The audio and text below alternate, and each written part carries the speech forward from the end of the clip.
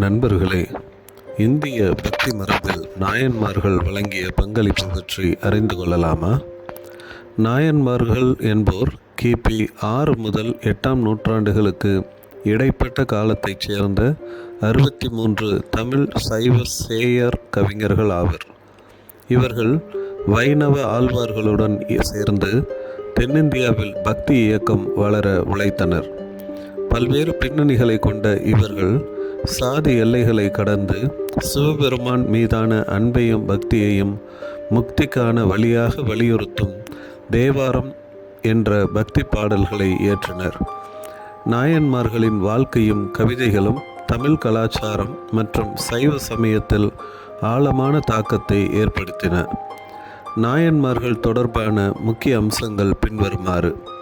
இவர்கள் இந்து சமய கடவுளான சிவபெருமானின் தீவிர பக்தர்கள் ஆவர். தங்கள் அன்பையும் அனுபவங்களையும் உருக்கமான தமிழ் பாடல்கள் மூலம் வெளிப்படுத்தினர். நாயன்மார்களின் பாடல்கள் பக்தி இயக்கத்தின் ஒரு முக்கிய அங்கமாக திகழ்ந்தது. சடங்கு சார்ந்த வேத மதத்தை விட தீவிர தனிப்பட்ட பக்தியை இவர்கள் ஊக்குவித்தனர். நாயன்மார்கள் பிராமணர், கைவினைஞர்கள் மற்றும் தீண்டப்படாதவர் உட்பட அனைத்து சமூக அடுக்குகளிலிருந்தும் வந்தவர் ஆவர். இவர்கள் சாதி பாகுபாடுகளை எதிர்த்து பக்தி அனைவருக்கும் பொதுவானது என்பதை வலியுறுத்தினர். நாயன்மார்களின் பக்தி பாடல்கள் திருமுறை தொகுப்பில் குறிப்பாக தேவாரத்தில் தொகுக்கப்பட்டன. இதுவே பின்னாட்களில் கடவுள் வழிபாட்டிற்கு முதன்மையாக மாறியது. நாயன்மார்களின் மரபு பக்தி மரபுகளுக்கு உத்வேகம் அளித்தது. மேலும் சோழர் கல்வெட்டுகளில் குறிப்பிடப்பட்டுள்ளபடி தென்னிந்திய கோவில்களில் இன்றும் போற்றப்படுகிறது. நாயன்மார்களின் பட்டியல் ஆரம்பத்தில் சுந்தரர் எனப்படும் சுந்தரமூர்த்தியால் தொகுக்கப்பட்டது. தனது திருத்தொண்ட தொகை என்ற பாடலில் 11 பாடல்களில் காரைக்கால் அம்மையார் வரையிலான நாயன்மார்களின் பெயர்களை பாடுகிறார்.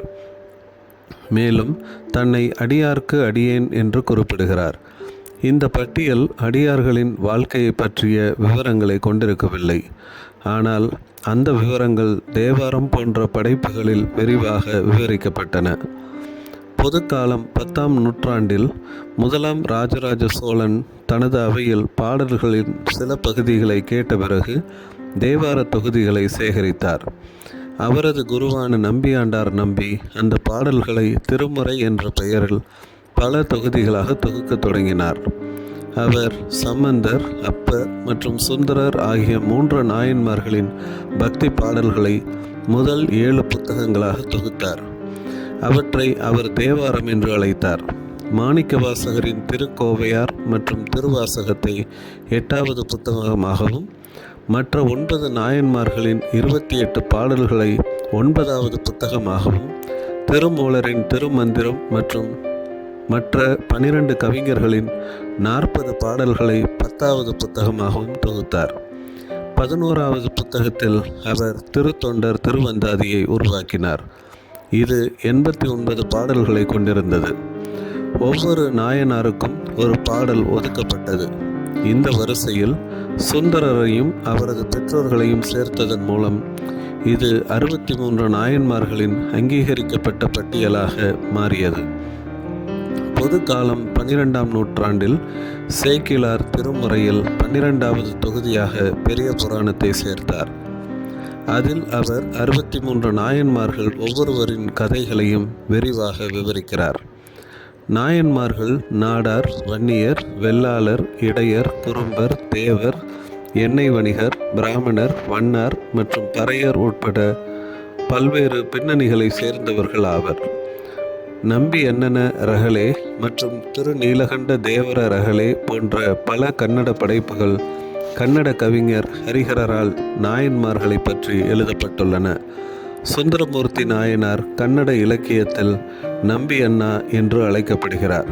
சுந்தரர் என்ற நாயன்மார்களின் அசல் பட்டியல் காலவரிசை அல்லது முக்கியத்துவம் தொடர்பாக எந்த வரிசையையும் பின்பற்றவில்லை. இருப்பினும் சில குழுக்கள் சுந்தரரின் பாடலையும் நம்பி மற்றும் சேக்கிழாரின் தகவல்களையும் அடிப்படையாக கொண்டு தங்கள் நாயனார் கோயில் சிலைகளை வரிசைப்படுத்துவதற்கான ஒரு முறையை பிற்காலத்தில் பின்பற்றி வருகின்றனர். 63 நாயன்மார்களுள் அரசர்கள் அல்லது அரச குடும்பத்தோடு தொடர்புடையவர்களாக ஏனாதிநாதர், குலச்சிறை, சிறுத்தொண்டர், சேரமான் பெருமாள், புகழ் சோழர், நின்றசீர் நெடுமாற பாண்டியர், காசர் சிங்கா, செங்கேனர் என்ற கோச்செங்கட் சோழர் ஆகியோர் அறியப்படுகின்றனர். காரைக்கால் அம்மையார், மங்கையர்க்கரசியார், இசைஞானியார் ஆகிய மூவர் பெண் நாயன்மார்கள் ஆவர். நாயன்மார்களுள் 4 என்போர் அப்பர், சுந்தரர், சம்பந்தர், மாணிக்கவாசகர் ஆவர். நன்றி. தொடர்ந்து இணைந்திருப்போம். புதிய காணொளிகளை பெற லைக் பண்ணுங்கள், ஷேர் பண்ணுங்கள், சப்ஸ்கிரைப் பண்ணுங்கள்.